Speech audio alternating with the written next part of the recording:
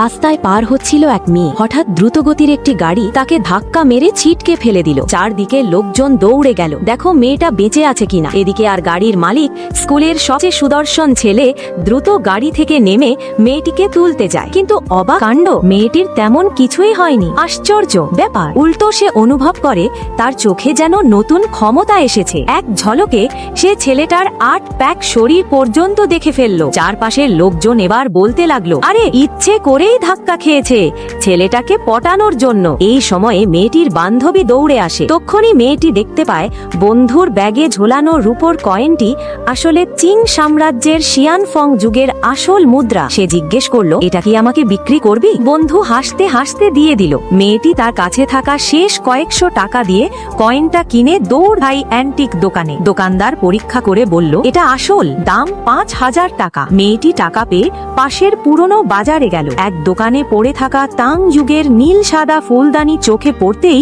সে তুলে নিল। দোকানদার প্রথমে 5000 চাইলে মেয়ে ঘুরে যেতেই সে কমিয়ে বলল 1000। মেয়েটি বুঝলো দোকানদার জিনিসটা চেনে না। সে বলল 100 টাকা নিলে দিন। দোকানদার রাজি হয়ে গেল। ফুলদানিটি নিয়ে সে আবার গেল ওই দোকানে, কিন্তু তখন ভেতরে দেখা গেল স্কুলের কুখ্যাত গ্যাং লিডার ছেলেটিও সেখানে। সে মেয়েটাকে দেখে বলল, তুই এখানে আবার কি? তোর কাছে ভালো জিনিস থাকার কথা না? মেয়েটি বলল, আজকে আছে। গ্যাং লিডার বাজি ধরল, তোর জিনিসটা আসল হলে আমি তোর বয়ফ্রেন্ড। তক্ষুনি দোকানদার ফুলদানি দেখে চমকে উঠল, এটা আসল, চাইলে 10 লাখে কিনবো। মেয়েটির সাথে সাথেই বিক্রি করে দিল। দোকানদার ছেলেকে বলল, ওর চোখ খুব ভালো, মেয়েটার সাথে যোগাযোগ রাখো।